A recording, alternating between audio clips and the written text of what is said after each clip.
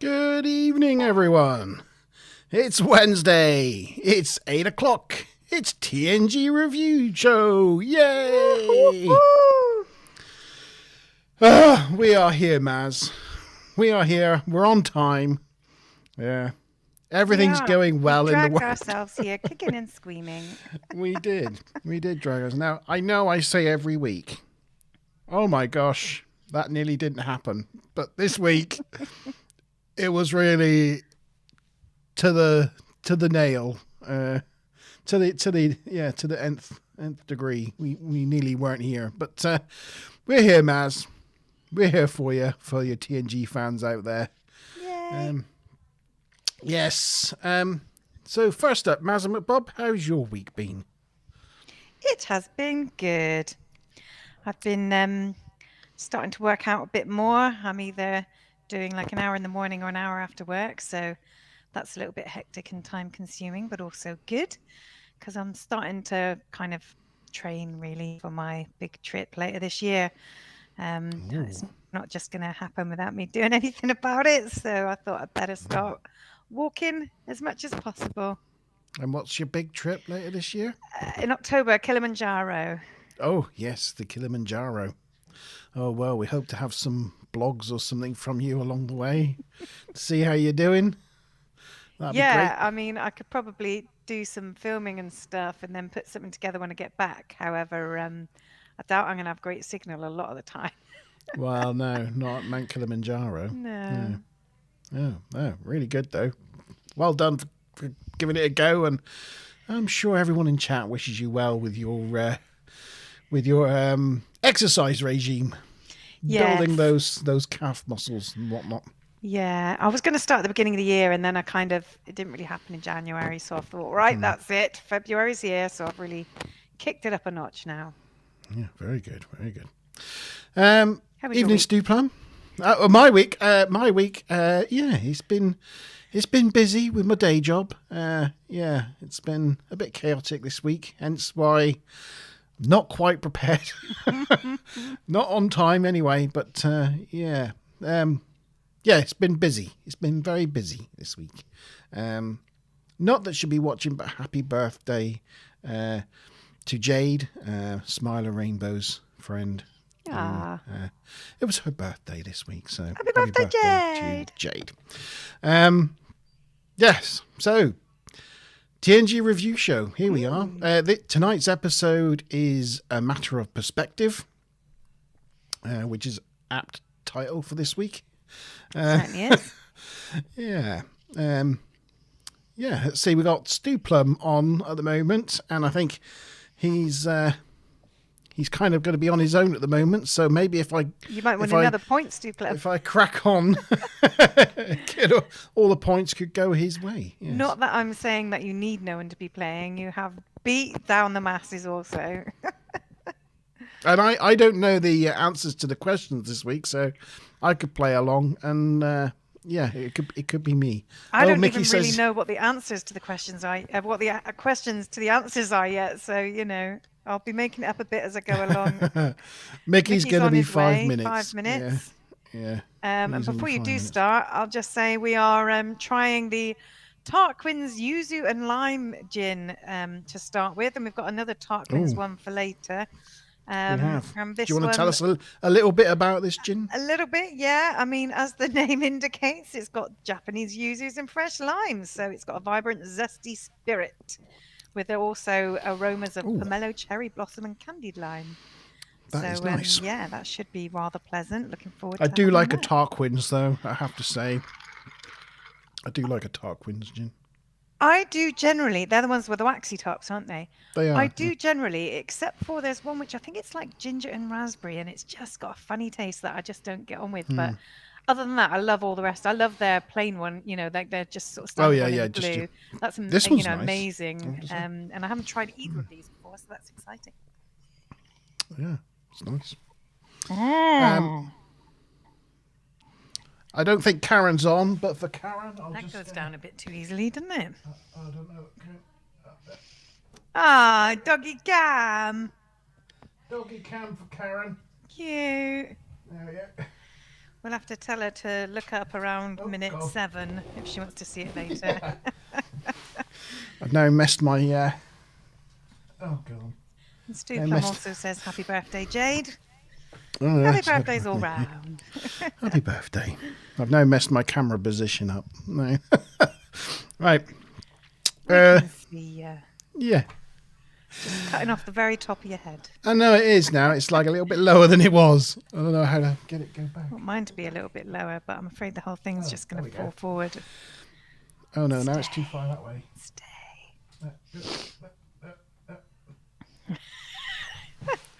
There we go. Perfect. Perfect. There we go. All because I just wanted to show Karen the doggy. Yeah. Yes. Right. Where was I? Trucking on with our courtroom drama. Trucking on with our courtroom drama. Yes. It is a matter of perspective. It's episode 14 of season 3 of Star Trek The Next Generation. Production number 40273-162. It first aired on the 12th of February 1990. It's the 61st episode to be both produced and released of the 176 TNG episodes, and the synopsis reads: when Riker is charged with murder of a prominent scientist, each side uses the holodeck to show their side of the story. It's written by Ed Zuckerman, who's a one-and-done writer. This is his only TNG episode he wrote. And directed by Cliff Bowl, long-term TNG director who we've talked about a couple of times now, who the Bolians were named after. So, yeah, there you go. Stu Plum saying there's slight buffering. Also, he's then said, I don't know the questions. I don't know. Also, Stu Plum, just make sure you click on your live button. Make sure you're live, because you seem to be about 5 minutes behind, which might be a bit more than buffering, but yeah, you can click on. Okay. You can click on the live to make sure you're live. You can also, oh my God, I can't get my words out tonight, can I? With whatever YouTube app you're using, you can select what resolution you want to see it in. That's why when I kept looking at my stream last week and I was like, oh my God, it looks awfully blurry. That's because on my phone, when I was looking at it, it was set to like 140p rather than 1080p, which is why it looked blurry. But once I changed it to 1080p, then it looked fantastic. But obviously, if you put it to 1080p, that's a lot more data and your internet might struggle and then we might buffer. So you can maybe try 720. But we're going out in 1080, but you can choose whatever resolution you want. If you don't want to see our faces that well, put us down to 400. But we will ask questions and we will at least wait until somebody responds. Be sure of we that. will. We will wait. We're patient. We've got all evening, I'll tell you. Yeah. Okay. Well, I'm starting with the teaser. So the captain is attending an art class with other crew members. They are all painting an unknown nude model. Data enters and informs the captain that they have arrived at Tanuga 4, and the away team have completed their survey of Dr. Nell Apgar's research. I had to remember how to pronounce his surname then for a minute. Yeah, they've completed their analysis Akbar, of. but it's not. It's Apgar. Akbar. Apgar. Yeah, I'll probably keep saying Akbar. Yeah, Akbar. Like Admiral Akbar from Star That's right. Wars. It's similar, isn't it? But it's It is. Apgar. Yeah, and they're ready to return to the ship. Picard invites Data to take a look at the works of art in his class, and he does. Firstly, telling Ensign Williams that his striking style has been influenced by geometric constructivism, and that Lieutenant Wright has successfully fused the styles of the Surrealist and Dadaism. And a couple of things with that analysis. One, when we looked at the first one and he said geometric constructivism, I couldn't really see that in the painting that we were looking at. But and also because I didn't know what Taoism? Dadaism. I didn't know what that was, but it kind of is surrealism. But it's very sort of like came out of the early 1900s movement against war and things, and it's very much like kind of random images slapped together to create a narrative, and it's very surrealist in its approach. So yeah, they don't really clash, so it's quite an easy thing to mesh together, I would imagine. But anyway, I'm just picking apart Data. In the way Data's picking apart them, I'm picking apart Data's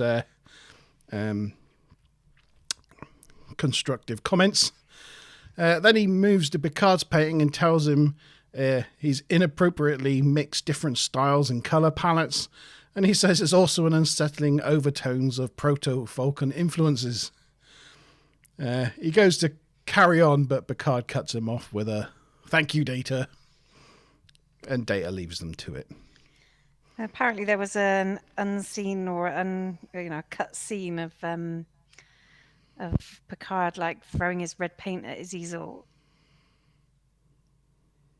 Oh, is there? What? Yeah, What, he actually threw paint at his easel? Apparently, yeah, it never like made it into the thing, but yeah, apparently there is like a, an unthingy scene. What do they call it? A deleted scene had Picard throw red paint at his painting after Data's crushing criticism.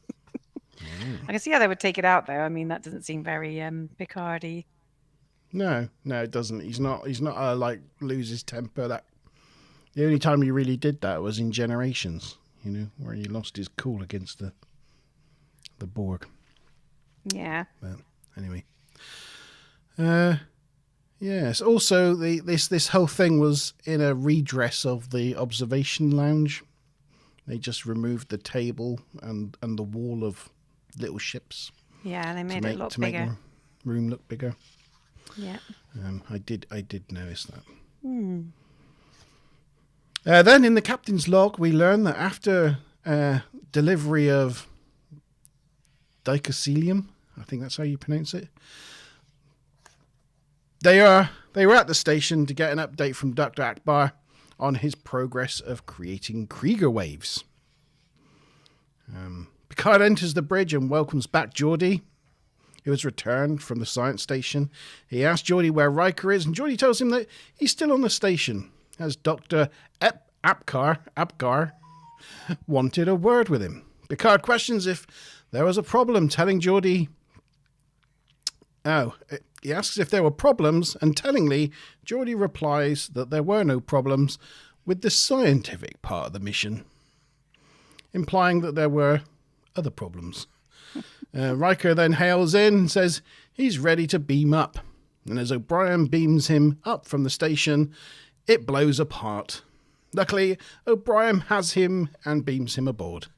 In the transporter room, Riker questions why O'Brien looks surprised, and O'Brien tells him what happened to the station. And that's the end of the teaser. Mickey's made it. Well done, Mickey. Hey. I'm just going to put my phone on silent because I forgot. And it's been pinging away. You did say this. You said both of the potential questions I had, actually. But what had they just finished dropping off? Was it bicosilian, dicosilian, ricosilian, or vicosilian? Posted it sort of in chat. Oh, well done. So, yeah, there you go. What was it that they had just sort of were finishing dropping off? Was it bicosilian, dicosilian, ricosilian, or vicosilian? Ricosilian would be appropriate. Riker. Yeah. I could have said I just read for Picard. I just read Smiler Rainbow's hello in chat, and I just thought she said she's sorry she's late to therapy. That's the party. The party. Yeah. And Karen's here as well. Hi, Kaz. Is she? Oh, yes. Hello, Karen. Space King's here, and he says pictures. Oh, crap. Good call, Space King. There we go. Sorry. Yeah. Oh, jeez. Right. Do you know There the was... cells look slightly wonky from that angle? It's just the angle, but No, but like now one looks bigger or something than the other. I don't know. it's like a forced perspective type thing, isn't it? Yeah. I can tell you now, because I'm an expert in this, that is the 6-foot model. you become quite knowledgeable because you can see it's smooth. Yeah. And the thinness, that's the 6-foot model. We're just TNG experts now, I tell you. It's a nice blue planet. Yes, it is. Yes. There's Data visiting Picard in his art look class. He gives him as well. It was quite an amusing look. It's like this real sideways. I don't know if I should say what I'm about to say. And there's the space station blowing up. There's that's a Riker. Lot of pictures just for the first couple of minutes, isn't it? It's a big write-up with multiple pictures per act, and I will say that my script today is quite long. So, yes. Well, maybe we better get on with it then. Oh, I did want to just show you something. Oh, I was going to say the Tanuga 4 space station model was also used for Regular 1 in the Wrath of Khan, and turned upside down for the orbital office in the motion picture. Yes, it's the motion. Originally in Star Trek 1, the motion picture Wrath of Khan. It's been used about 3 times so far in TNG as various space stations, and it also pops up in Deep Space Nine. Smiler's saying TNG review show is therapy, laughter therapy. Mickey says it's divorce therapy or something. No, I can't says find. Divorce, dropping off the divorce papers. Karen said divorce. Oh, I don't know. I don't know where. I don't know. Made it home. I don't know. I've lost the thread of the conversation. Anyway. Well, it was good. It was good. She answered divorce instead of like dicotyledon. That makes sense now. Yeah. Right, Kaz, Mickey, Stu Plum, Monty. I found it. Space King playing? Space King. There you go. Continue if you want. Did everybody answer? No, I just wanted to show you this. Oh, yeah. That's it. Sorry. Just because it's relevant to the teaser. This was season 2 of Lower Decks, where they go to a museum. This guy collects all these things. And one of the things we see in the background of this museum hanging on the wall is Picard's painting picture of the naked lady. Funny. So there you go. Anybody wondered what happened to that picture Picard painted? One day it'll end up in a museum. That's very cool. There you go. So I decided to share that. Has anybody in chat seen Lower Decks yet? Just interested to see if anybody's actually watched it. But yeah, you can. Should we do answers? It's not awful. It's not awful. It's real good. It's quite good. It's quite funny. Yes. Can I put my thing in? Of course you can. Dicotyledon. I know it's right because I just read it out. Yes, I know. You got it in your notes. I didn't even say how many points, did I? Let's go for 25 points Thousands. To start with. So dicotyledon is correct. So that's Mickey with 25. That's Space King G-Star with 25. That's yes, G-Star's now swapped accounts. He realised he was on with the wrong account. And that's Monty with 25. Whoop whoop. And I take it. So by there we go. Autocorrect. Yeah, and Kaz with 25. So yeah, everybody's on 25. Sorry it took me so long to do that. With me going that quickly, this is going to take hours. Fabulous. Karen, you missed dog cam at the beginning. I did move my Oh camera yeah. so you If you could go to see. minute 7-ish, you Yeah. should see the Oh dog. look. I was going to Do do it you a again. favour, look. Oh no. Oh. There you go. You might be able to see him now. I don't know if you can actually. I No. can't. Oh no, it can't. Oh, never mind. Oh gosh. What I do for you, Karen? I'll tell you. There he is. There we go. Okay, is that better? Yeah. Gotta have dog cam. There we go. That's all for you, Karen. Okay, Act 1. Again. Are we on Act 1? I think so. Past the teaser, right? Yes, Act 1. Okay. Again, from the log, we learn that Dr. Apgar. Oh, that's going to be a problem for me. We learn that Dr. Apgar was the only one left aboard the station when it exploded. O'Brien reports that there was no problem from the transporter that would have caused the explosion. I think possibly. Oh no, we haven't. Picard asks why there was a power drain before the transporter, and O'Brien doesn't know. And Picard tells him that he will want answers to that question, and so will the Tanugan government. I just noticed in that shot, this is completely irrelevant, but I wanted to mention it anyway. The shot was on Riker and Picard, sat on the bridge in their chairs, and Worf is stood centre of shot behind them. But to make Worf stand centre of shot, he had to be nowhere near the centre position of the arch.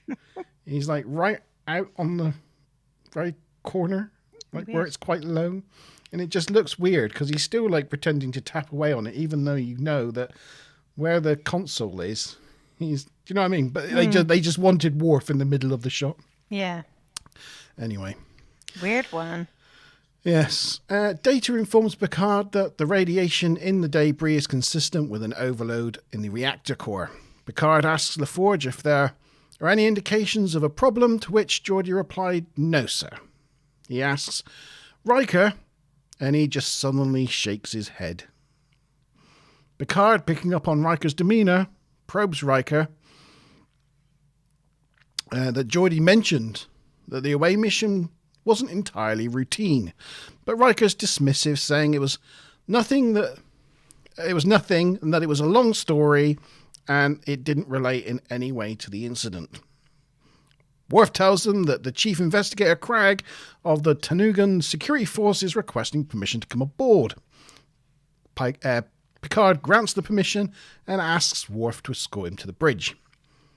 Picard turns to Riker and tells him that he needs to tell him as much as possible before the investigator arrives. And Riker looks nervous. So that guy there, this wasn't in... yeah, because we haven't quite got to him coming in yet, have we? We're just getting there now. Yeah, but there was nothing in trivia about him, but he was also in an episode of Voyager called... he was a Vascan Arbiter in Living Witness. Oh, right. I didn't know that. I just happened to look up all the actors in this, and some of them were in other Star Trek episodes, even though it wasn't mentioned in any trivia anywhere. Anyway, this guy is called Cragg. Mm-hmm. Worf picks him up from the transporter room. Picard greets him on the bridge. Upon introducing him to Riker, Cragg ignores Picard and approaches Riker and informs him he's being taken into custody on suspicion of murder. Dum, dum, dum. Riker, as you expect, doesn't react well to this news and gets quite angry. So Picard steps in and saying, of course, getting in between them, we will cooperate in every way. But let's move this conversation to the ready room, as obviously the bridge is not an appropriate place for these kind of accusations to be flying around. Picard turns to Riker and says, no, not you. You have the bridge, number one. And leaves Riker to the bridge crew. Another completely useless observation from this scene as well, as they all walk down the ramp there towards Picard's ready room. and they leave Riker standing on the bridge. I noticed that they wanted both Data's console and Wes at the con both to be in the shot. So those stations are completely movable around the bridge. So you can see where Data's console is. Was it tactical, the science one, or whatever it is, where he's sat, is at the edge of the ramp. But the helm, instead of being where it's supposed to be, is like in the middle of the bridge. They've moved it, they've shoved it along right next to Data. So as it pans down, they can both be in shot. Weird. And Wes can look surprised. Anyway, another completely useless piece of thing. In the ready room. I didn't notice any of those bridge placements. Yeah. I tried to find a picture and get a picture off of Netflix, but DRM won't let me capture an image, and there's no picture of it anywhere. So I didn't have time to take it on my phone, and then I was like, oh, never mind. I'll mention it anyway because that's the kind of guy. In the ready room, Picard asks Crag what evidence he has. And Crag tells him he has 2 witnesses who have come forward and describe Riker's threats against Apgar. Almost got away with that one. Got it right. Picard is surprised to hear this, saying that he believed it was a private conversation. Crag tells him that he will have a chance to prove his innocence, to which Picard is like, our system of jurisprudence. Our system of jurisprudence, whatever that means. A man's innocent until proven guilty. But Crag's like, sorry, mate, this is our jurisdiction. And we do the whole guilty until proven innocent thing. And he's about to quote Federation regulations, but Picard cuts him off, stating that the captain has the right to grant the extradition if he finds it warrants it. Crag thinks Picard will just say no. So he wants it done on the planet. But Picard says they can recreate the events step by step on the ship and summons Data to the ready room. When Data enters, you can see Riker nosing about in the background, trying to go. It's quite funny. What's going on in there? Like he'll tell anything from, But it's quite funny, isn't it? Picard asks Data whether he could recreate everything on the holodeck, to which Data says, in a very long-winded, data-y way, yes. Yeah, but he makes it sound like it would be really, really, really hard, but yes, which to me, how did that convince the guy? He was like, let's do it then. You think he would have gone, well, screw that then. Let's just go down to the planet. Despite this, Crag is satisfied. And we'll make the arrangements. Data escorts Crag to transporter room 3. Pop into the studio. Oh, he's talking about the Livestream Monty's in this Friday. Yes. Nice plugs, G-Star. Nice plugs. Yes, pop into the studio. Monty's Own this Friday for a chat and beer. Come talk to us. It'll be good fun. Let's probably move the... What are you going to do? Issue the link to everybody? Yeah, I'm going to put the link to the studio in chat. And let anybody that wants to come and join us. Yes. That's Crag confronting Picard in his ready room. Picard enters the bridge. I think we've probably got that as a picture as well. From the ready room, and assigns Geordi and Wesley to Data to help recreate the station on the holodeck. He also asks Geordi and Riker to give full statements of everything that happened on the station, and assigns Troy to work with him on the investigation.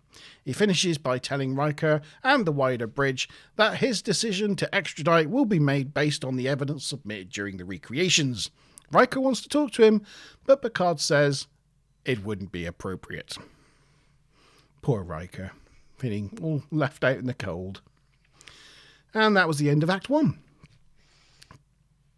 Flying by. So, one observation... Oh, no, I have to say that observation later. It'll be better later. Question time. Do question time first. Yeah. Okay, this is going to be a super easy one. What is the name of? I think it's like the planet as well as the space station.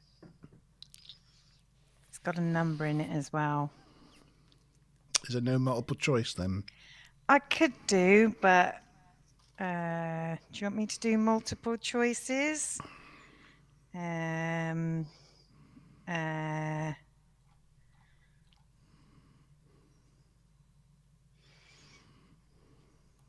I'll put them in here. You'll have to sort of. I've got to try and think of them. So I have a question, but it's for later on. You see, I didn't realise that this was the end of Act 2, because I don't. They don't actually. You don't have an ad break, do you? So my assessment of when the acts are No, is it's the off. end of Act 1. End of the Act end 1. Act Sorry. 1. Yeah, I didn't realise my question hasn't come up yet. So I was trying to think of a different one. So we're going to have. Hang on, I'll just type them in. You give me some trivia, Mark. Well, yeah. Stuplum answered, but he just retracted his answer. Okay, well, I've got something that I was saving for later, but I can bring it up now if you want. Yeah. Right answers are coming in, so I mean, maybe right. I mean, I don't know. Possibly.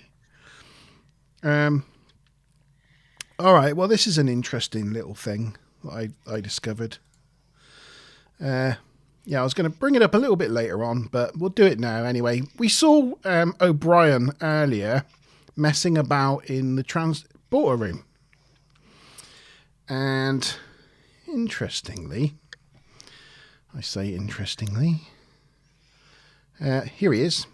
Here's O'Brien messing about with the pattern buffers, as they call them.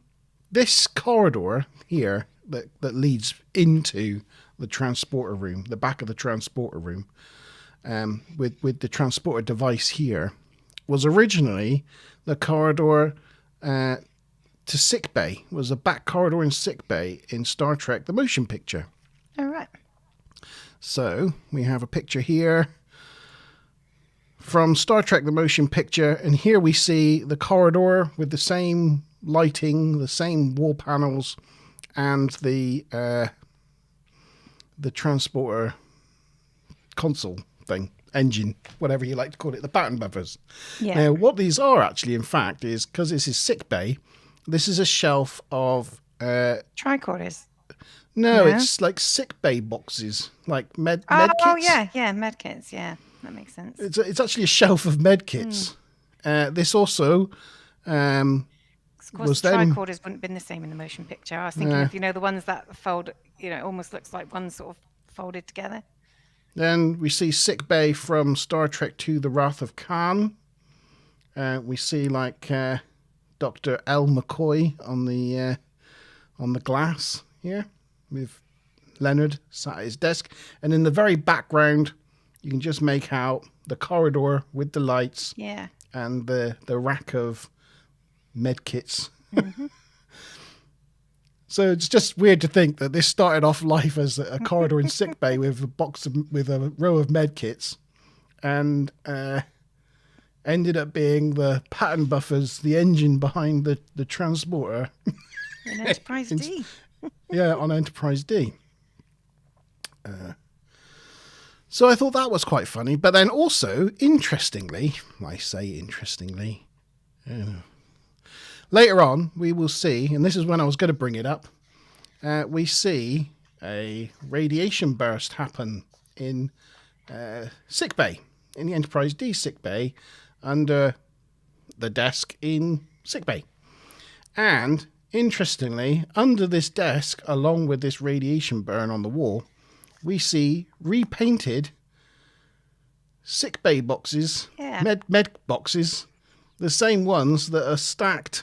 They've been repainted. They're not silver and blue anymore. They've been painted cream. But it's exactly the same boxes that are stacked in.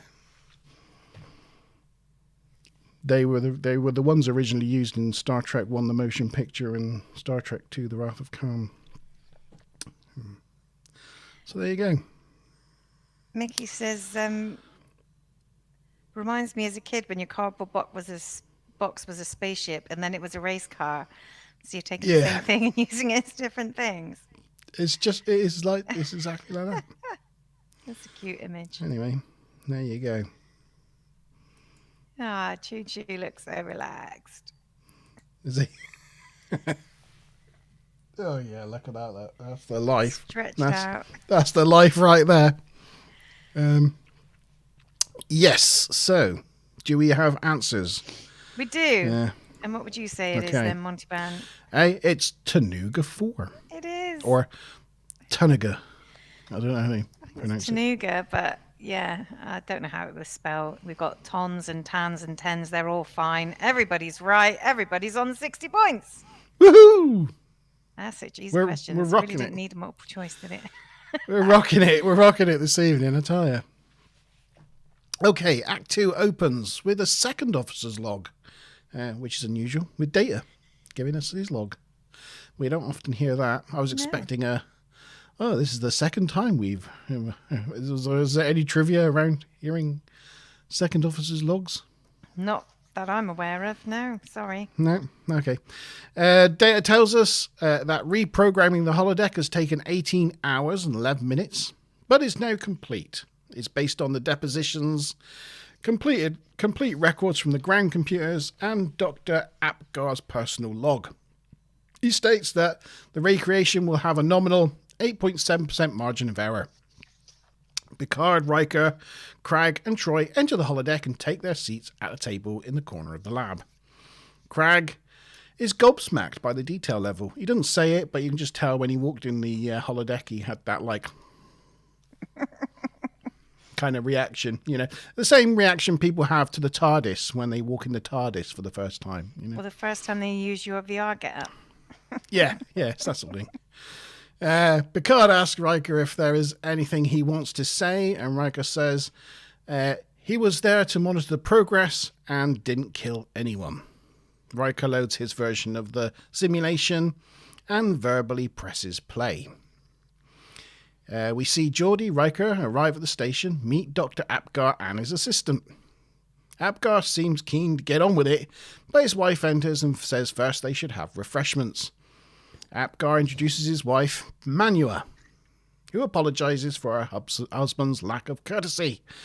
Though, in Riker's simulation, Manua can't take her eyes off of him. But we ask ourselves as viewers, it's not all in Riker's head. Is that just how Riker sees all women around him? That he thinks, he's God's gift. I am the center of I'm the first officer of the friggin' Federation flagship, motherfuckers. He's like that, But you don't know, do you? You just don't know at this stage. So that sounds about right, though. It does, doesn't it? That would be my working assumption, Riker says, let's start going over your research, whilst LaForge goes off with the assistant to go over the experimental data. Dr. Apgar is defensive, though, saying he resents the early arrival. He had just had some setbacks, that's all. Starfleet will get its converter. But Riker says he's not here to pressure him. He just wants an update. LaForge goes off with the assistant, and Riker gets led away by Manua. They have wine in their quarters. Their quarters, by the way, is used later in Sins of a Father as a set in there, which we'll probably... It's only in a couple of episodes' time, I think, so we'll... Have you got to move on pictures as well? Oh, probably. There they are, sat at the table in the corner of the lab. Oh, gone too far. Back up.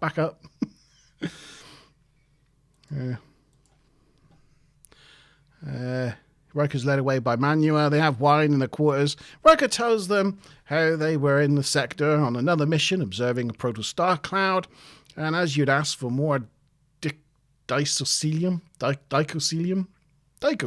yes. For his research, they thought, hey, why not take this opportunity to get a progress update? The Doctor is surprised the Enterprise just dropped him off and then buggered off. But Riker says it's okay, we've got lodgings on the surface, so we won't be a bother. The wife, however, insists they stay on the station, as she'd very much like the company. Nudge, nudge. Wink, wink. The doctor leaves them alone, which is a mistake. But she's happy about it. She's like, finally. And she tells Riker her husband may be one of the scientific minds of the galaxy, but he does come up short in other areas. Oh. Riker then suddenly finds his drink really interesting. Oh, Christ. Crag stops the simulation to confirm that it was Manua's idea that you stayed in the station. And Riker says, yes, that's the truth. They return to the simulation, and this time in the guests' quarters, which Manua says she tried to make warm and inviting because it's her sanctuary. Riker says, thanks. Good night. Which is not very Riker-like, is it? You know? You wouldn't think. He's not a thanks, good night. Oh, you know, you get, you know. But anyway, that's the picture Riker's painting. Manua ignores him and shows him the environmental controls, and while she's at it, closes the door and locks it for privacy. Again, she says it's her sanctuary. She likes her privacy, hence locking the door. This is important. I think it's an important point, Matt. Riker says it's late. I'm tired. Does that sound like Riker-y things to say? Oh. She tries to disrobe, but Riker thinks she should leave. As he grabs her, Apgar enters the room via a locked door. Yeah, apparently so. So how did he manage that? There's holes all over Riker's version of events, I'm afraid. And says he saw the way she looked at him and gives her a backhanded slap across the face. He goes to hit Riker, but Riker artfully dodges it out of the way, and the guy just goes splat on the floor. Riker tries to say, look, it's all a mistake, but the doctor ain't listening. He tells Riker he won't get away with it, and then he leaves. Riker tells Crag he then didn't see anyone. Riker tells Crag, the investigator, he didn't see anyone till the following morning, and they resume the program in the lab.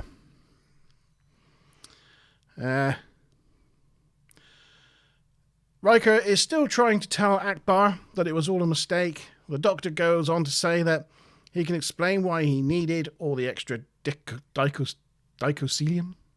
Is it dicoselium?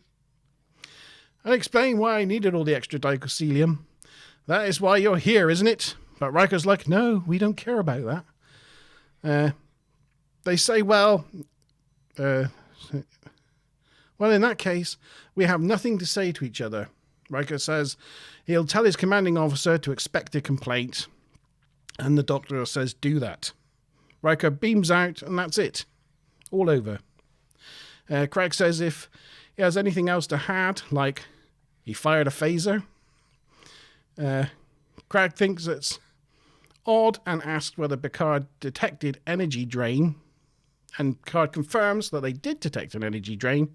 Craig says they can explain why. The ground computer tells them a phaser beam came from where Riker was standing that blew up the reactor. Craig plays his program showing the ending of the conversation, and as Riker beams out, he draws his phaser and shoots the reactor. They zoom in on Riker's surprised face. Dun dun dun dun. And that's the end of Act 2. Wow. Well, there's a few things to say about that. The assistant, Tanya, she's also been in a few other episodes, apparently, not just one, really, which was DS9, Profit Motive, as a character called Emmy. What's her name? She's called Julie Donald. Julie Donald. But she goes by Juliana, Julie with just an I, or Julie with an IE. Mm-hmm. Also was in Babylon 5 pilot, and is in the Star Trek Borg video game as like a voice over. And what else? There's definitely something else. Oh yeah, you were saying about inconsistencies in Riker's story. So if he was sort of suggesting that he already had accommodations booked, he would have, some sort of paperwork or booking, or somebody on the planet's surface should be able to corroborate that. They would right? be able to corroborate that, wouldn't they? Because he had that pre-booked. So, Yeah. So being that, that evidence hasn't been presented, that suggests there might not be that evidence. Then again, they could say that he booked it, but then didn't admit that to them. He could have said, "Well, you said you didn't have it. You wanted to stay on the space station, so you lied." So I guess pros and cons to that one. Yeah.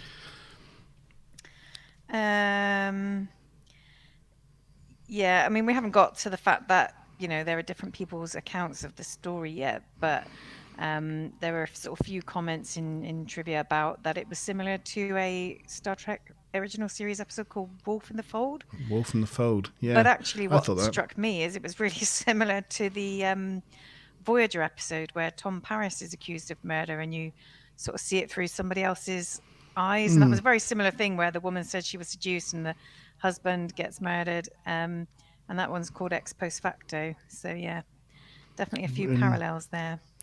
In Wolf in the Fold, it's Scotty that's accused of murder. Ah, right, okay.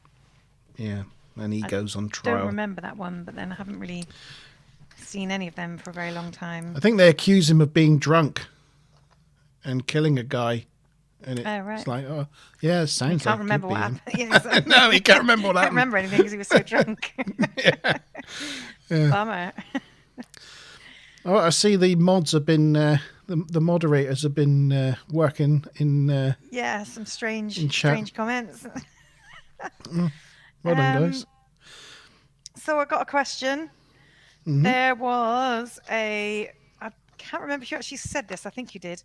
There was a percentage mentioned as a margin of error for the accuracy of the simulation. Yeah. What is that percentage? Is that the question? That is the question. So I'm not going to give anyone multiple choice this time because I feel like that's making it too easy for everyone. So what was the percentage margin of error for the simulation? I even said it. No looking at your notes. No looking at your notes. No, I'm not going to do it from memory. Chewy, help. What was it? What did I say? And G-Star says he's getting that guy's haircut on the weekend. Oh, this guy. It's like very like flock of eagles, sort of.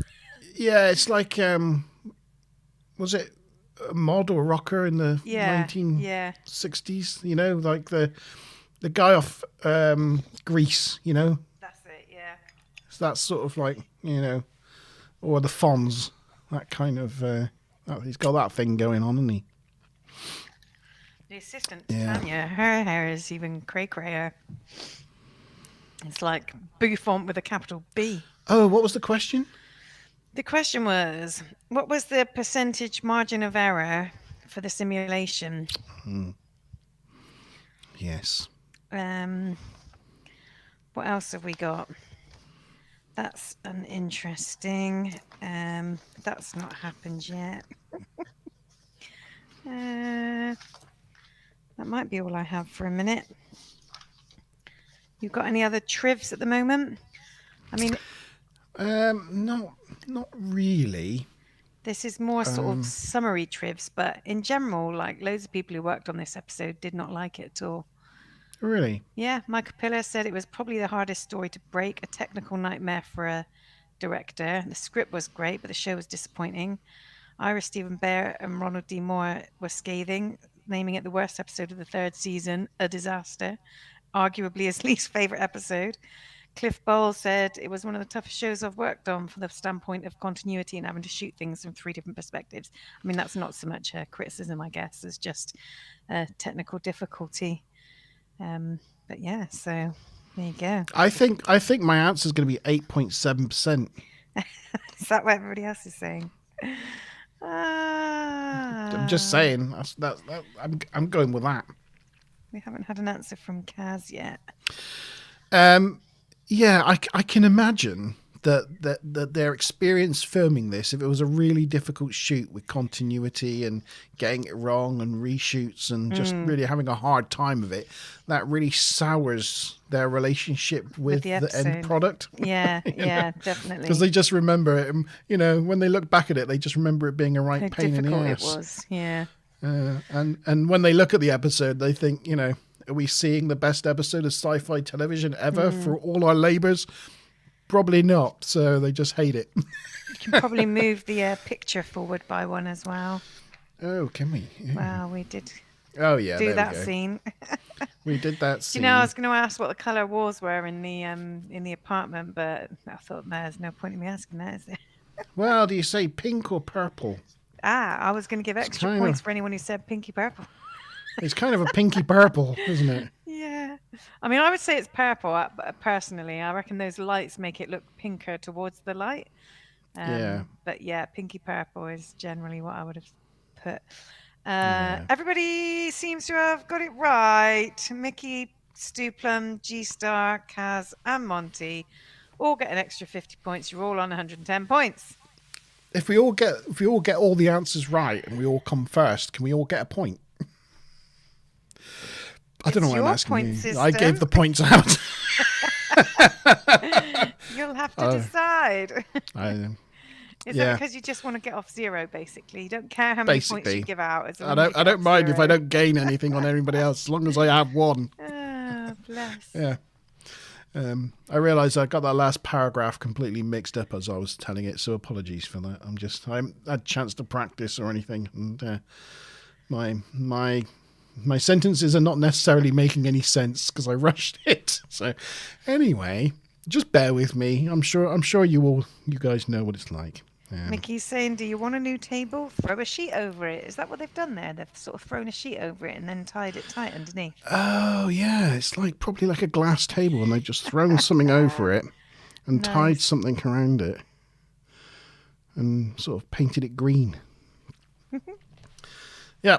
Okay. So, where are we? Act 3. Geordie and Data on the bridge confirm with Wes that it looks like the energy signature does indicate a phaser-like blast. A phaser-like blast. They don't think there was anything else in the lab that could have generated an energy blast like that, and in any case, it came from Riker's position. Worf informs Data there has been a radiation burst on Deck 39 outside Cargo Bay 12.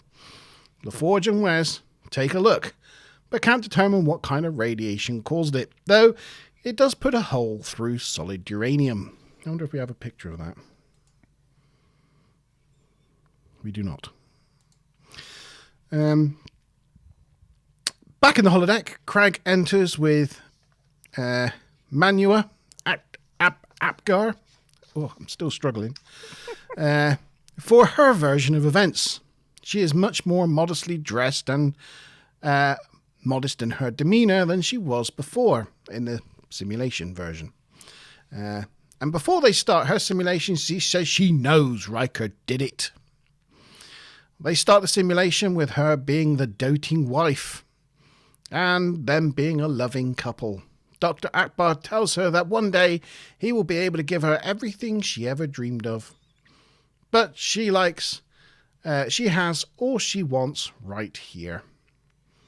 The rest plays out in a similar fashion, except it's Riker now that has eyes for Manua. Riker asks her if she assists her husband in his work, and she's like, no, I'm no scientist. And Riker's like, neither am I. Maybe not quite that bad. But. It's funny, like all the suggestive looks they had him giving him, and then it's like you see him facing us, and then you see the other people behind him, and I just think they've all got, like, he's actually got his back to those people watching, so it's almost like it's all for our benefit rather than their benefit. Yeah. Yes. During the next exchange, it goes as before, but the doc, with the doc objecting to Riker, Riker trying to put him at ease, but this time ending it with, I'm sure my report is going to be positive for you, looking Manua up and down. To be fair, at this point, I'm not sure who to believe, because This is all seeming a little bit more Rikerish than the last version. It's a little bit too Riker. Like It's his version wasn't very Riker at all, and no her version is far too Riker. too Riker. Very Riker too Riker. plus. Yeah. Much too Rikery. It's like Riker looks to Viagra or something. I don't know. Yeah. Yeah. At the table, Riker looks to Picard as if to say, "Can you believe this shit?" But Picard just stares stony ahead with a poker face, as if not to, be dissuaded. In the Apgar's quarters, they drink wine like before, but this time it's Riker who suggests staying at the station. And Manua finds it inconvenient, but the doc ends up agreeing. Through the conversation, it's obvious that Riker is only interested in Manua. Again, possible. Manua shows Riker to her sanctuary, but this time it's Riker that closes the door. Now, I noticed when he closes the door, he doesn't lock it because it's not his door, and he obviously doesn't know the combination code that she put in to lock the door. And I guess from that perspective, maybe, the Doctor knows the combination code as it's his house, but I don't know. Maybe. That might kind of explain how defeats he the got in object of earlier. her having their sanctuary, doesn't it? That's true. Yeah. Yes, he forces himself upon her and basically tries to rape her. Riker loses his shit at this point and gets up from the table and confronts Manua and asks her why she's doing this to him. But she's like, this is exactly what happened. This time, in the simulation, Dr. Akbar enters and Riker beats him up. Or at least his stunt double beats him up. Yeah. Had like a big fuzzy beard. I don't know why. He just literally threw one punch. But, Yeah. obviously, Jonathan Frakes Not capable couldn't of throwing a swing his punch. arm. So they had to get the stunt man with the terrible beard to do it.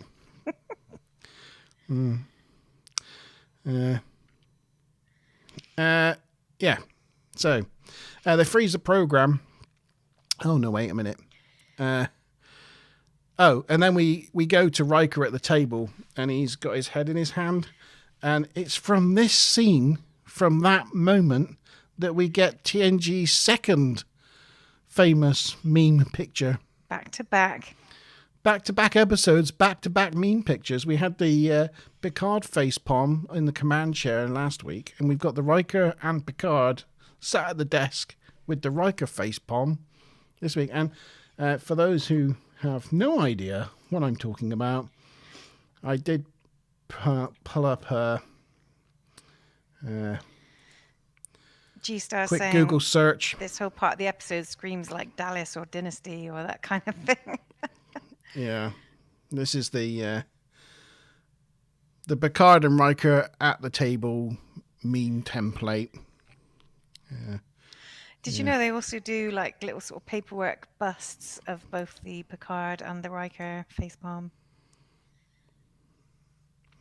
They also do little paperweight bust statues of both the Riker and the Picard facepalm. Oh, do they? Yeah. If anybody wants a little facepalm statue of their own, you can buy them online.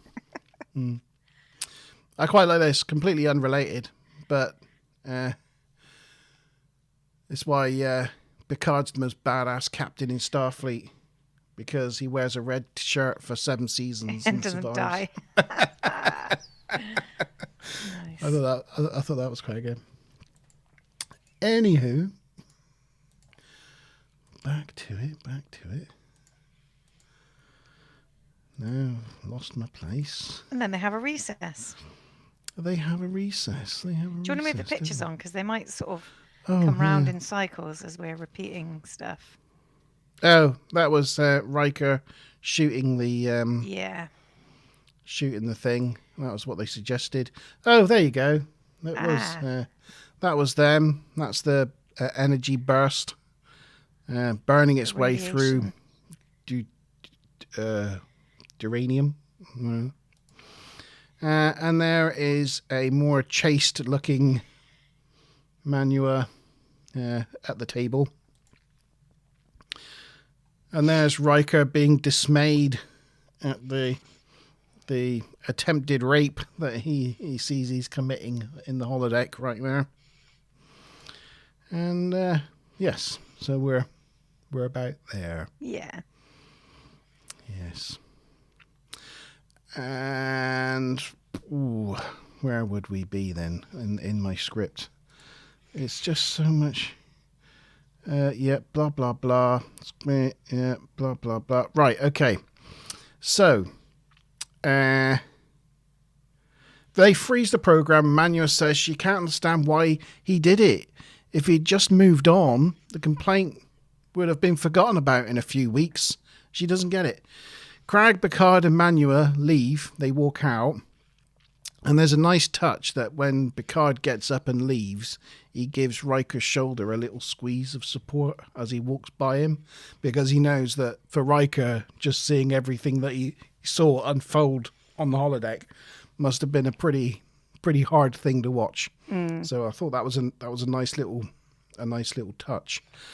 When they go on, Riker turns to Deanna and asks, why would she lie like that? And Deanna says, well, she doesn't actually get any deception from her, as far as she's saying. That's how she sees these scenarios from her point of view, as she remembers it. But Riker states that her version, though, puts a noose around his neck.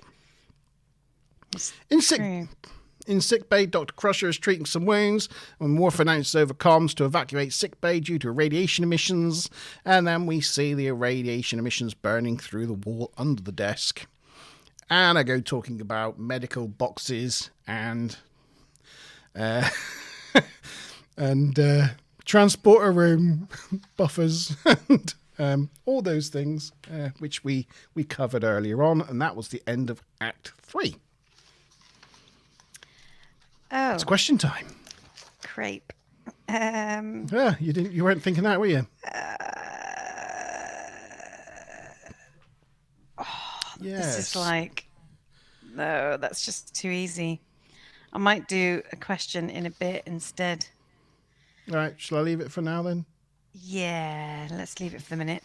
Although, No other observations for that? yeah, a few, and it's sort of really relating back to the beginning where they were sort of saying about the sensor logs and the energy discharge around the phaser when he was transporting. Oh, yeah. There's just a bunch of things on this around if he fired before he beams out.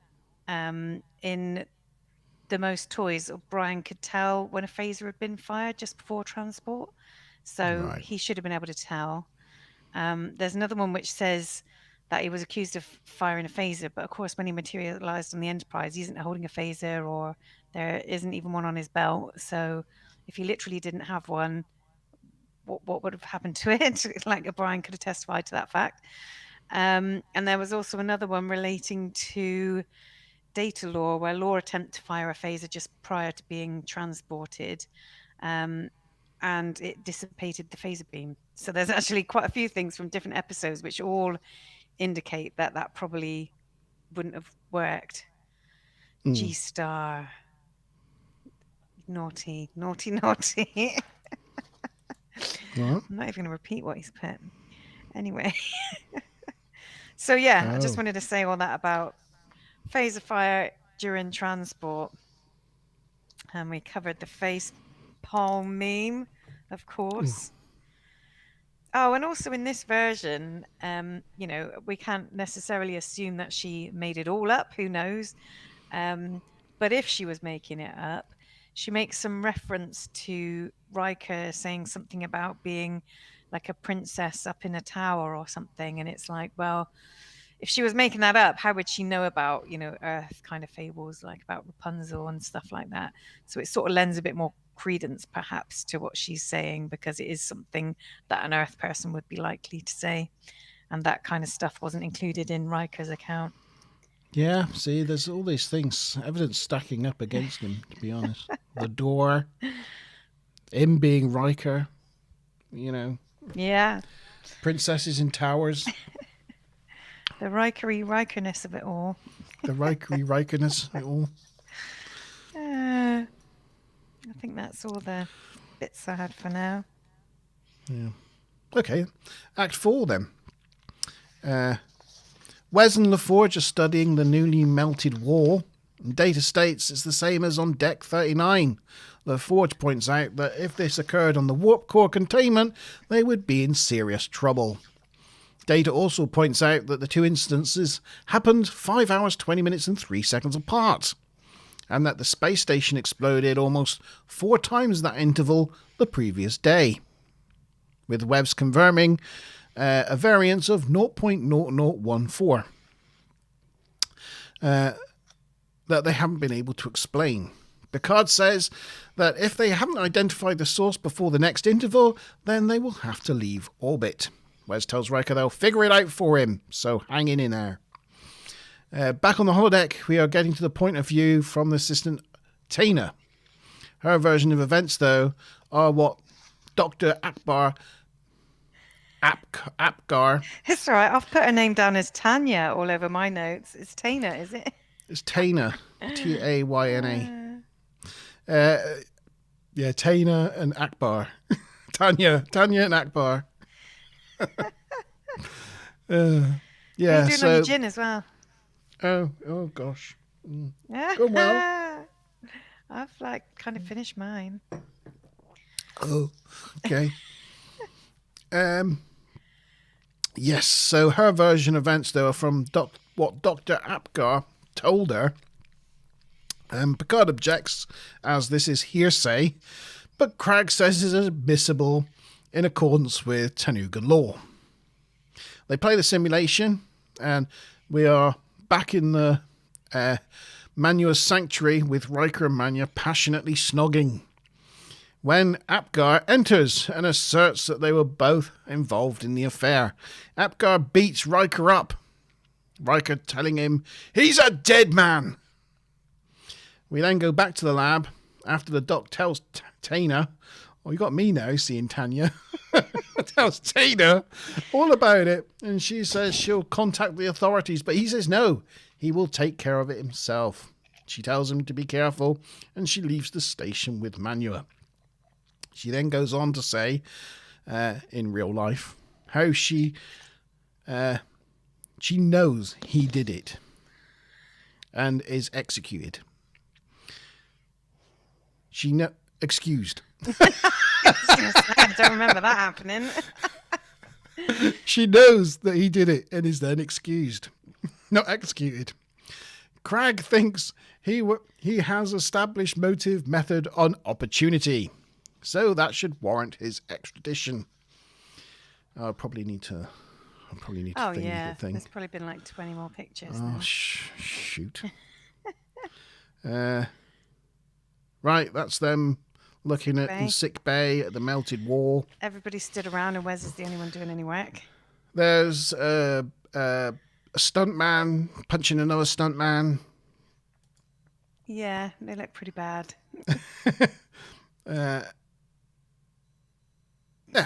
this is where we are. So Picard's in his ready room. He meets with Troy and he's like, now what do we do? He feels he has no choice but to grant the trial to go ahead. Then Data comes in to say they found something. So they go meet him on the bridge. They have been looking at the phenomenon that occurs every 5 hours, 20 minutes, and 3 seconds, and they have found one. Dr. Apgar's fuel generator on the planet. When it's fully charged, it emits a pulse and then takes 5 hours, 20 minutes and 3 seconds to recharge. Wes says it must have been left on after the doc passed away. Data says, in itself though, it shouldn't create a radiation burst that they see on the ship. Geordi though says that now they know how it was created, all the pieces started fitting together. So now they know why the bursts are taking place and who killed Dr. Apgar. The butler did it. The Scooby Gang figured it out. The Scooby Gang, if it wasn't for those dastardly crew members, oh, there they are. So Mickey on the spotted bridge. a blooper. Oh, well Good done, spot, Mickey. Mickey, which I've also got in my notes, which is when the holodeck program is paused for the third version of events, the computer lights continue to blink. Mickey says, yeah, the countdown timer is still on and continues to count down. Ah. So yes, that does happen a lot with holodecks and people saying pause program.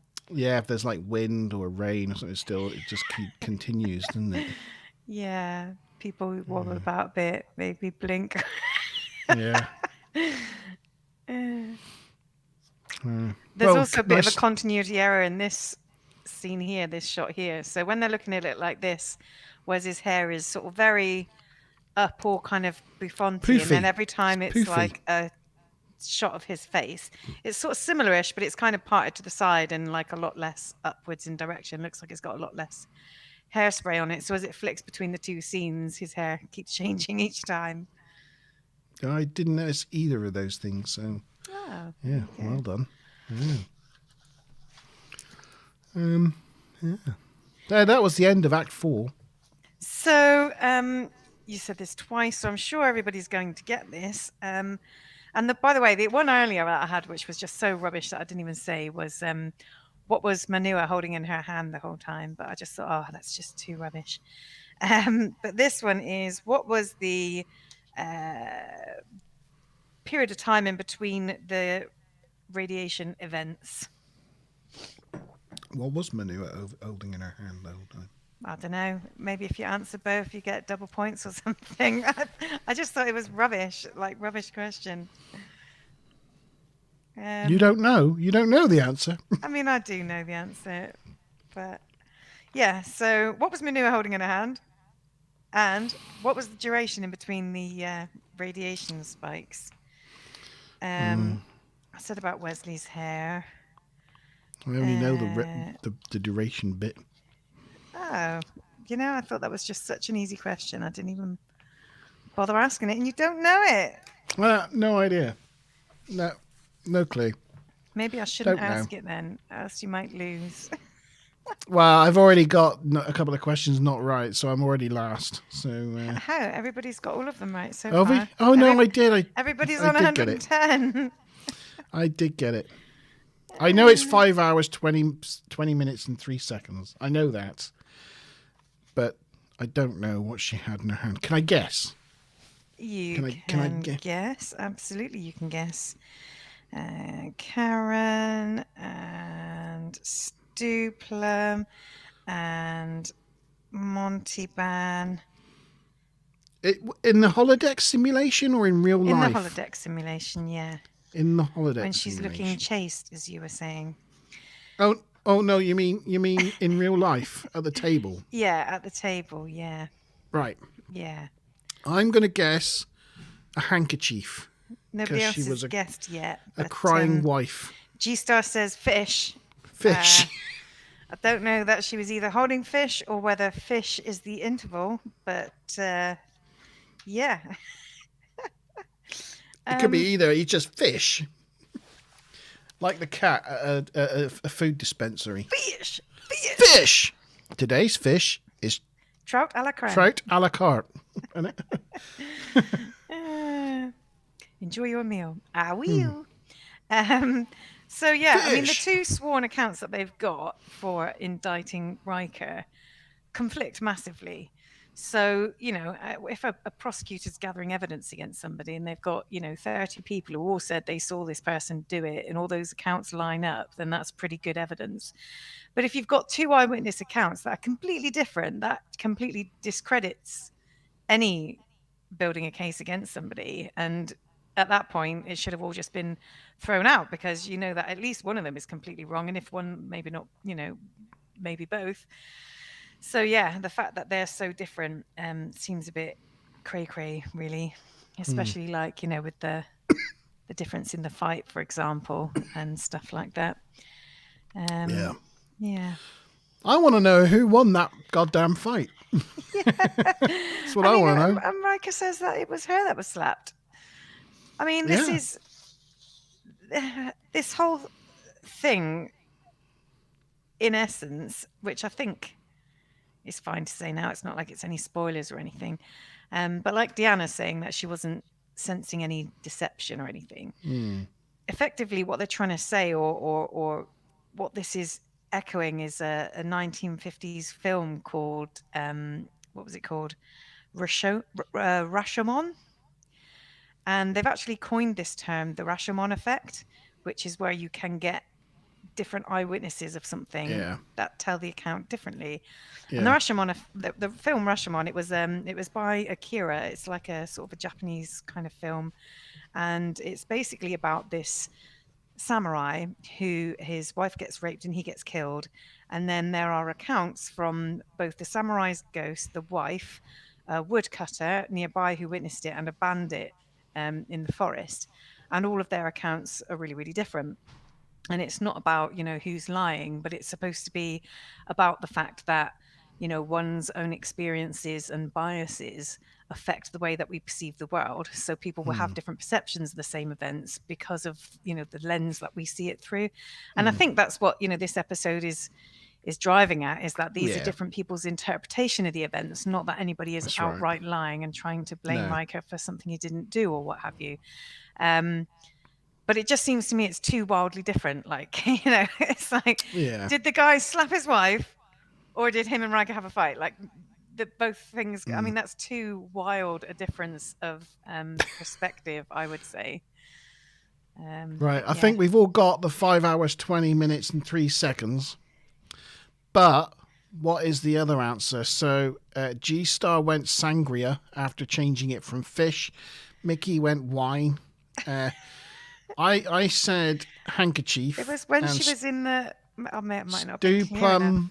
made it pink and purple scarf. And Karen didn't say. So, I don't know if I got...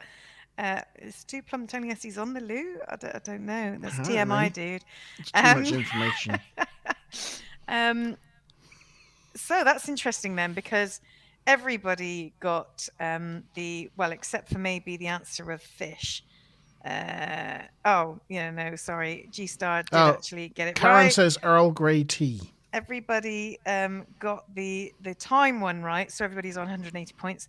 However, the only two people who got right what was holding in her hand, and we did say when she was giving her testimony, not in the simulation, it was indeed, and I'll give you both the points, but it was indeed a handkerchief. It was like kind of a gauzy handkerchief, so it could be mistaken for a scarf.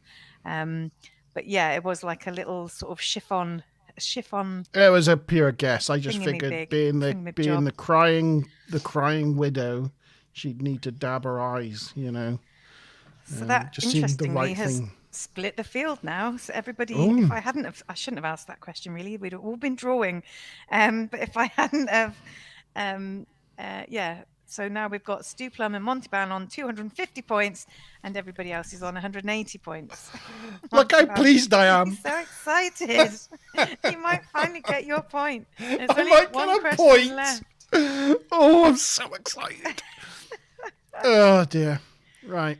Act 5. We're into the final act, everybody. It's happened. We're here. We made it.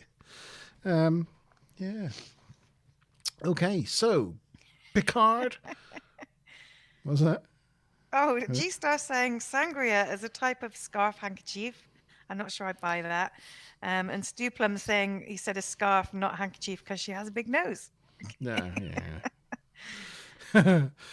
Yes, Picard, Riker, LaForge, Troy, Crag, Boba Fett, Manua, and Taina are all present in the holodeck. Picard is... Oh, maybe not Boba Fett. I might have just put that one in there. Would have been good, though. Yeah. Picard is summing up the events of the day and says he is impressed and dismayed at the body of evidence against his officer. But isn't it amazing that with all the versions of events that we've seen, we haven't actually seen what actually happened? Craig's like, wait, what? Picard loads up Manua's version of the initial introduction, and we hear the Doctor explain he has had a few setbacks.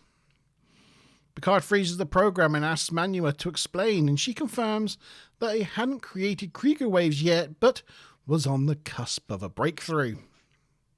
But Picard says he maintains that the Doc had already made his breakthrough and was lying to them all. LaForge tells them about the radiation bursts that have been happening and melting walls throughout the ship. And they've identified the radiation that caused the melting walls, and they were indeed Krieger waves. Oh, one sidebar note. I don't know if you know this, whether it was in your triv, but or you might have said this already, and I was passed out at the time. Oh, which reminds me. I'll have a gin. Before I move on, we are in the last act, so let's just whack the Figgy Pudding Gin. This sounds exciting. Figgy pudding. And it's with ginger ale. Cornish figgy pudding takes base, adding dried fig, fresh clementine zest, festive spice, and brandy-soaked cherry wood chips. Yeah. Oh my goodness, this sounds just talk amazing. Amongst yourselves a minute. It sounds so good. Yum yums. Yeah. And you're supposed to have this one with ginger ale. I have. Good for you. So do I. Opening a new bottle and everything. Is it? Oh, I'm super excited. Oh, that's different. Oh, is it? Oh. Different good or different not quite as good as you were hoping? Do you know this ginger ale's just gone everywhere and there's nothing I can do about it right now? It's like one of those ones where the bottle just squeezed in my hand so it sort of shot out. Oh, no. Oh, no. Oops. Never mind. Anyway, later. I was just telling you about Krieger waves. I don't know if you mentioned this, but no, I haven't yet. But I do have it in scientific advisor.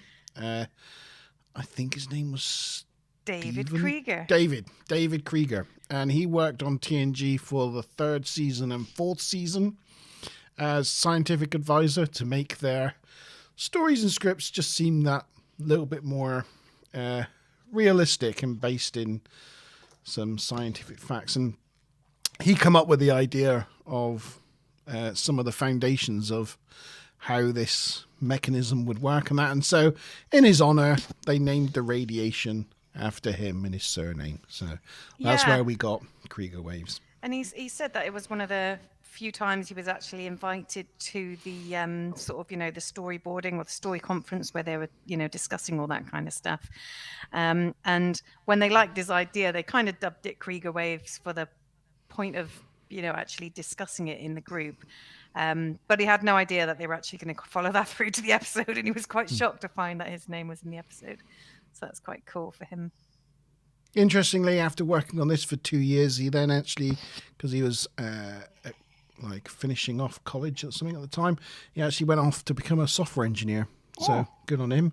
And has worked for various Silicon Valley companies and startups, and has become a bit of a expert in his field. He now works with mesh technologies. But, nice. So good on him. David Krieger. Oh, that's got a ginger kick. Oh, it has got a ginger kick, yeah. Gosh, it's a little bit spicy. Yeah. So LaForge tells them that they've identified it as Krieger waves. But how is it possible when the lab has been destroyed that they're now finding Krieger waves turning up? Well, it turns out that the holodeck facsimile is so precise in its recreation of the lab and its mirrors and mechanisms that the holodeck itself is generating the Krieger waves. 8.7% margin of error. Yeah. It's generating 8.7% Krieger waves. Craig wants to know why Apgar would lie about it. And so Picard plays Manua's program where she had her moment at the beginning, a moment with her husband in their quarters. And the doc says that he will soon be in a position to give her everything she ever wanted. Picard then moves on to Riker's simulation of them drinking wine in the same quarters where they toast the rewards that will be heading their way. Troy points out that to Manua that creating a power source for Starfleet would not have made great profits. Probably because Starfleet and the Federation don't deal with money. Like, You that's can not our have our driving. everlasting gratitude. Yes, you can feel good in the knowledge that you've contributed to society. Yeah. So never do Go business with the join Federation. Ferengi Yep. Alliance. Yes. But of course, weaponizing it. I think is it LaForge. LaForge points out that weaponizing it and selling it to the Romulans or the Ferengi or to others would make him very rich. Do you think these Tanukas are feeling a bit ganged up on by this point? Yeah, I think so. Like, hang on a minute. We're here accusing someone of murdering my husband, and all of a sudden you're accusing us of being Weapons dealers. Weapons dealers and producers. Yes. LaForge also points out that the orders of extra dicosilium is a good indicator that he was trying to create larger reflective coils. Picard says that's why he was suspicious of Riker arriving early. He was worried that he would be discovered, and that finding Riker and his wife together just didn't help matters. Pictures. Oh, pictures. Yeah. There's the... so I mentioned the upper part. You can't see it in this particular photo, but the top half of the converter here. It's got those copper coils coming out of it, isn't it? Yeah, that was the inverter from the high ground. You know, the thing that was killing them all by phasing them through different dimensions. Same device. Same device. This thing at the top here, you just see the bottom of it. Oh, yeah. Well, that's a bit too far. A little bit too far, but yeah. Yeah. So, Picard states that. Yeah. Oh, yeah. Yeah. Where was I? Picard's. Yeah. Oh, yeah. I don't know where I am. I've lost myself. Picard says that's why he was suspicious when Riker arrived early. He was worried he'd be discovered. Oh, yeah, that's right. I've just said that. Picard states that it was then that Apgar. Oh, Jesus Christ. Decided to say. It was then Akbar decided to kill Riker, which Manua thinks is ridiculous. Picard proves his point by playing Taina's simulation of saying goodbye to the Doctor.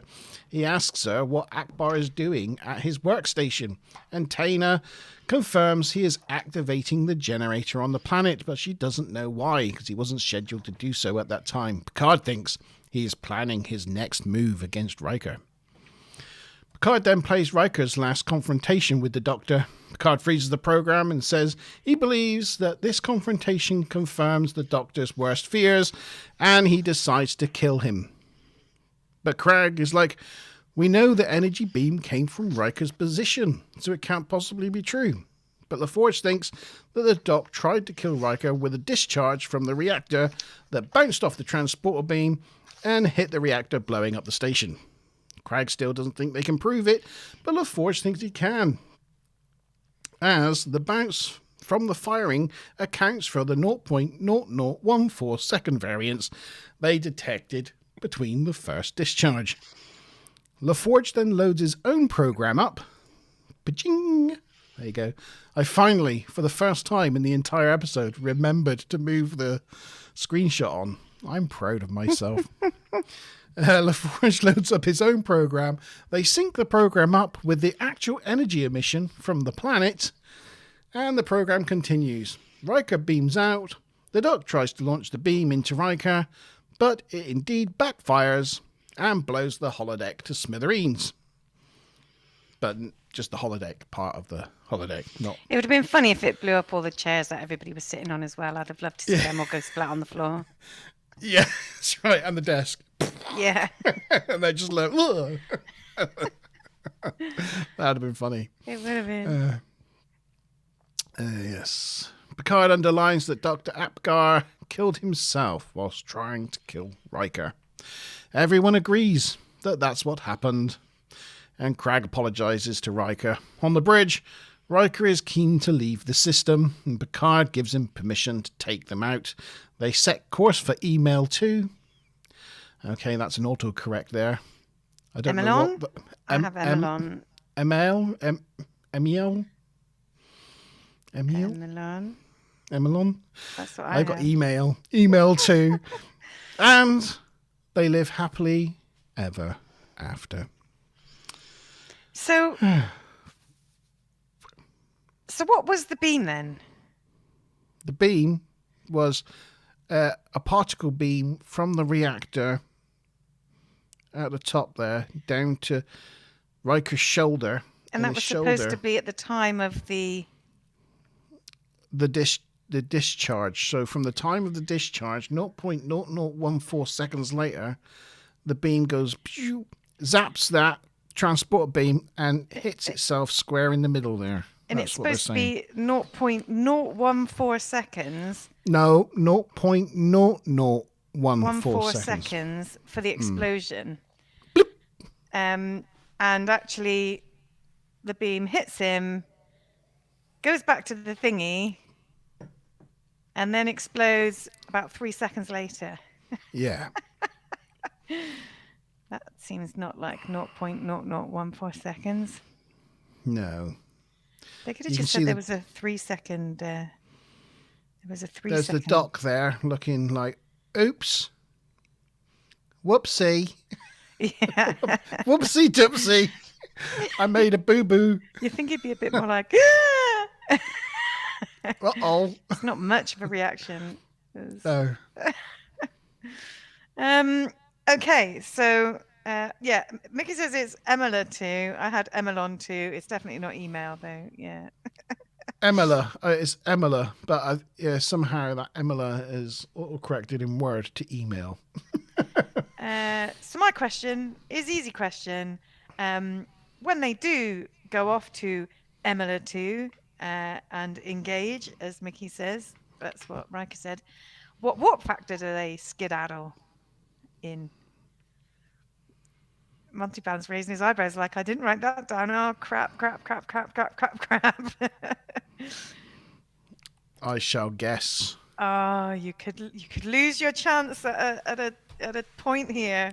It's not fastest on buzzer. We'll see if multiple people get it or not. And this is 100 points, this last question. So, what other bits and bobs? We got 3, and I've just typed in 3. 6.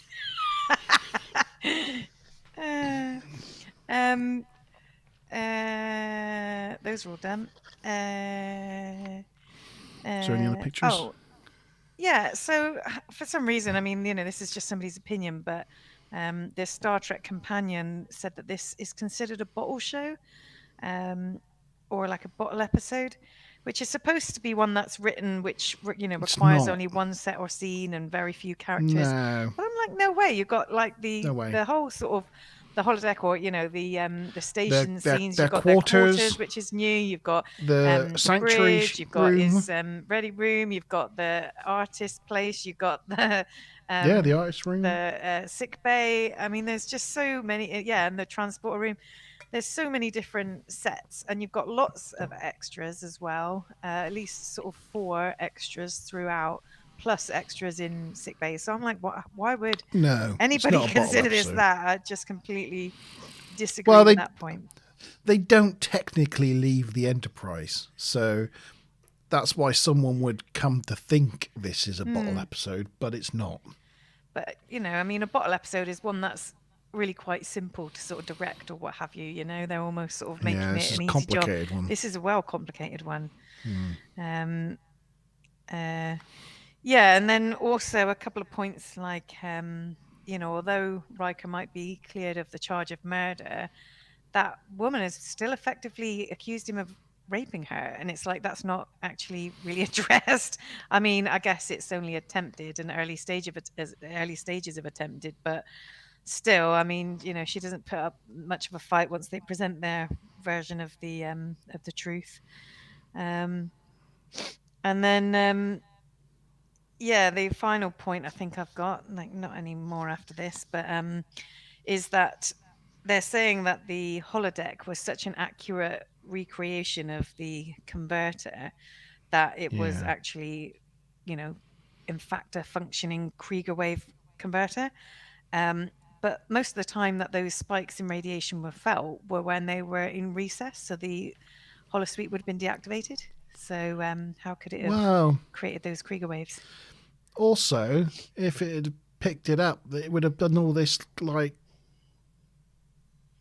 lightning stuff. The reactor actually does things, doesn't it? So they would have had to have been in this room with this holodeck simulation active. Do you know what I mean?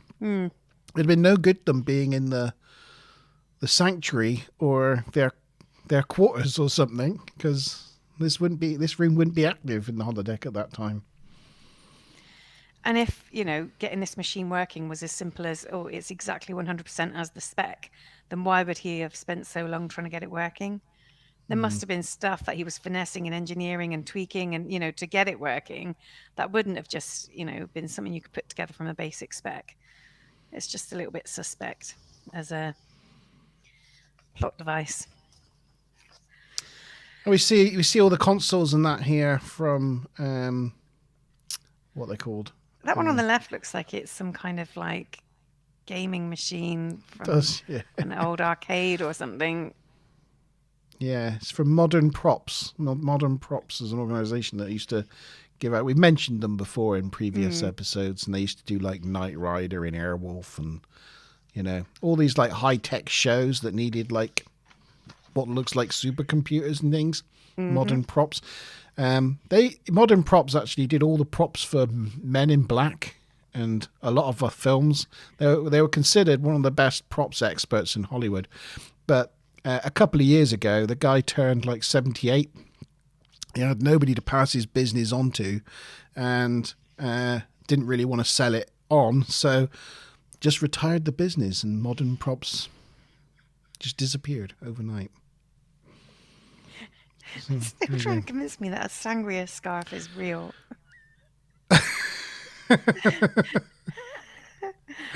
Pretty sure that's not true. I'm now Googling. I'll Google it. I'm pretty sure that's not true. I mean, other than what, a scarf being the colour of sangria? Yeah. Sangria red scarf. That's what I'm getting.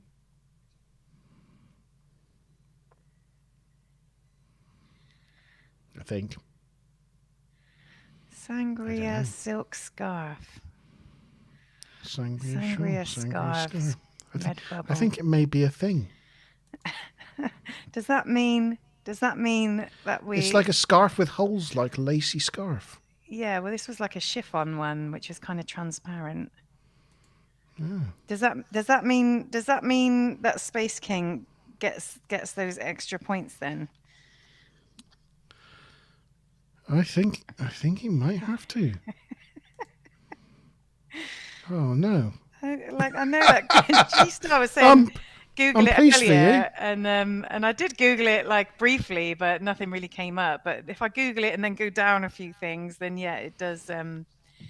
Well, to be fair, if anybody would know, it would be G-Star. Yeah, he has worked in fashion like his whole life.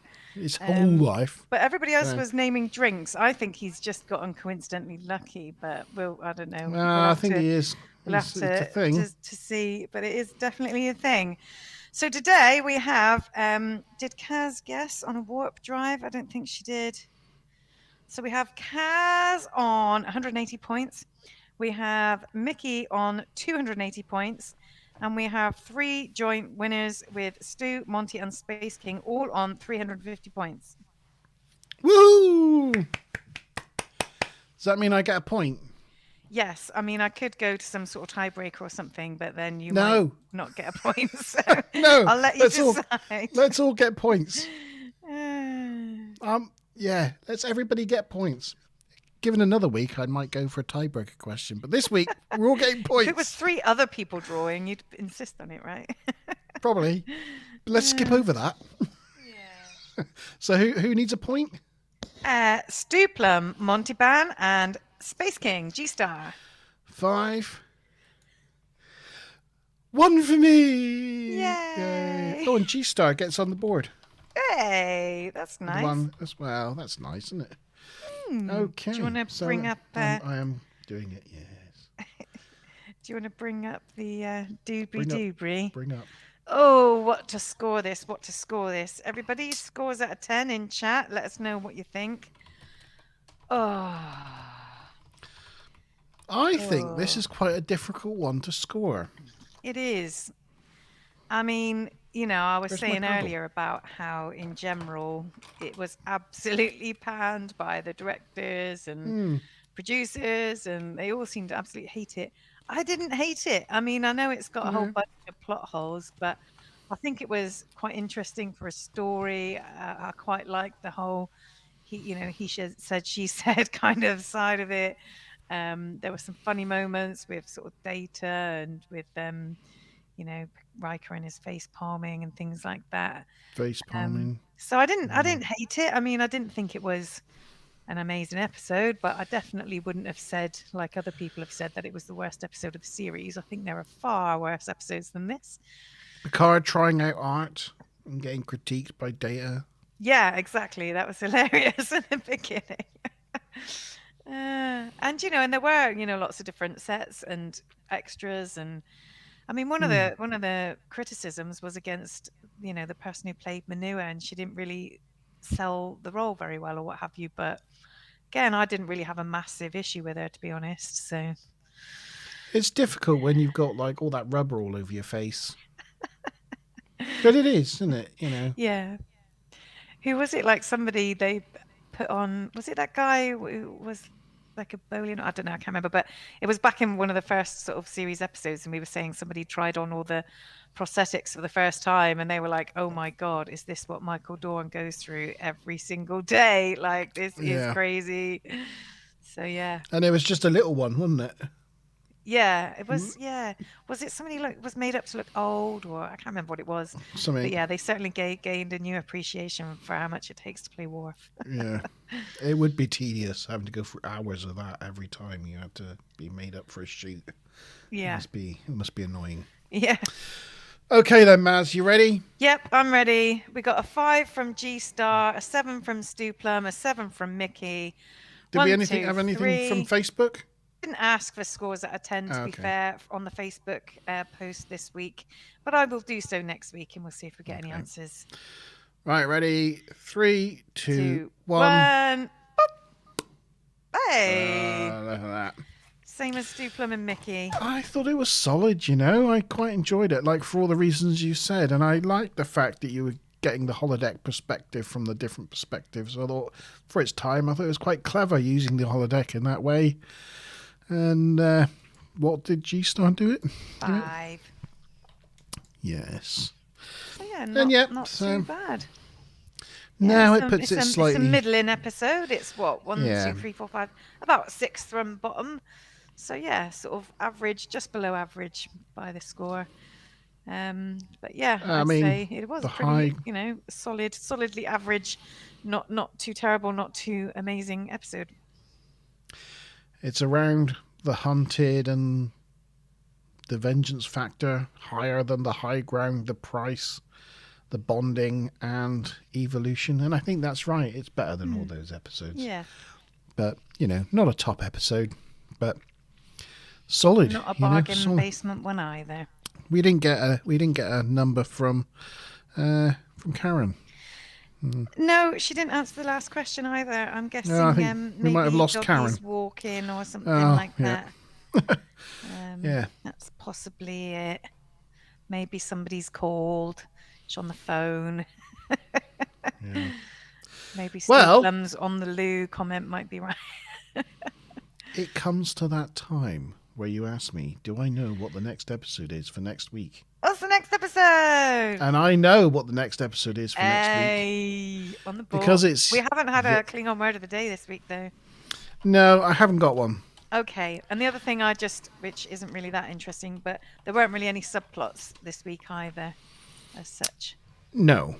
We had about 3 subplots last week, so, none this week. I mean, Yeah, no. I mean, we had Picard doing art. Yeah. Wasn't really a subplot, but No. I'll take it. Oh, sorry. Next week's episode is a little episode called Yesterday's Enterprise. Yeah. Oh, Mickey, you haven't seen that yet, have you? No, he Oh. gets to watch it for the first time. So You're in for a good ride next week, Mickey. Yesterday's Enterprise. Maybe Yeah. watch it good and early before the Wednesday, because you might want to watch it a second time. It's that good. It's one of the first kind of really, really great episodes, I think, personally. I mean, I know Deja Q scored really high there, but yeah, Yesterday's Enterprise is good. it is. So I mean, excited. first time I saw it, I just thought, yeah, it blew my mind. So I'm really looking forward. I haven't seen Yesterday's Enterprise in many, many years. And it's one of those episodes that I always go back to. If I'm going to sit down and watch a Star Trek episode, you know. Yeah, Yesterday's Enterprise is one of those, like, Yeah. that's right up there with... Cause and Effect, Inner Light, Best of Both Worlds. Yeah, those are pretty all much those- the top ones. all those ones. Yesterday's Enterprise is right up there. I will that's give you a exciting. synopsis. G's saying for him it will be a bit of a pre-birthday celebration watching Yesterday's Enterprise, because it will be his birthday the next day. Will you be coming on next week then, G, for Yesterday's Enterprise? I will give you the synopsis. While investigating a temporal rift, the Enterprise encounters a ghost from its own past. The USS Enterprise NCC 1701C. Which has travelled forward in time 22 years into the future and changes the course of history. So there we go. Exciting times. Certainly is. Yeah. Yeah. So I'm really looking forward to talking about that one. Yeah, G-Star says I will likely be able to join you next week. Yay! Oh, that's good. That'll be good because it's a good one to come and discuss. Well, make sure you have some vodka or something on hand, and we'll have a little, like you say, pre-birthday tipple with you. It's the first episode. I'm like super excited to talk about. Me too. I didn't even realise it had come up so soon. I should Yeah. have, because one of the trivia items about today, which I just didn't bother saying because it was so in depth, was that they were arguing at one point. They were going to re-show some of these episodes, and they were arguing about there were particular dates where things get more noticed for Emmys and things. There are certain sort of, they've got, statistics where they can tell when certain things are more receptive to award shows. And they were going to show this episode today on a certain date, and then they switched it for Yesterday's Enterprise because they wanted to show that on a date that was more likely to get an Emmy award. Yeah. So I should have realized it was coming up soon, but I just hadn't clocked it. G-Star's rum's arrived. So His first batch. he's got his rum. I've got my rum. We're supposed to do rum tastings in person, though, so I don't know if we'll have those next Wednesday. I mean, I we say can maybe that was discuss actually a it. gin box. That was a gin box, It's yeah. the same. They do look the same, yeah. It's a little Well, we same. can discuss whether or not to have any rumsies. Yeah. But it's very Yeah. exciting that Very yours exciting. has started coming now, G-Star. You'll get them on a monthly basis. That's my Prezi to G. Very cool. So I think that's it. I think we're done for this evening. Yes, indeed. We've done really, really well. Got through your Thank you for 3,000 odd word essay. 3,300 word essay. I got through it. I incidentally, just to let you know, that was the biggest script I've written for these things. Don't know why it came out the biggest. It just did. When I had the shortest amount of time to make it. So there we go. And you had to say Apcar about a million times. I know. That must have It made was- up at least a few hundred words, right? Yeah, did. Yeah, so thanks for sticking with my goofs and slip-ups and getting my lines all mixed up But we got through it. We'll be so prepared next week. I might have to watch it on the weekend instead of just watching it in advance. I might watch it twice, you know. I think I'm going to have to watch it twice. I think I may watch it 3 times. It's not competition. Yeah, well, you know. If you haven't had enough of me making a fool out of myself, then please join me tomorrow for the Fortnite live stream, Thursday Fortnite live stream, tomorrow evening with myself, Mickey, and Karen, hopefully. And then if you want even more of this nearly 50-year-old man, then please join me on Friday with my co-host G-Star for another Monty Zone live thing. Yes, where we're just going to be hanging out, probably drinking beer, and inviting people to the studio to talk about cool shit. Basically, that's what we're going to be doing. Yeah, so looking forward to the rest of the week. Yeah. So join us then. And then, if you don't like any of that and you just like to talk about Star Trek Next Generation, join us next Wednesday at 8 o'clock for another TNG review show. Cheers. Ladies, lovely peoples. Laters. Bye. Where's the off button? There, I found it. It's okay. I'm going now. Bye.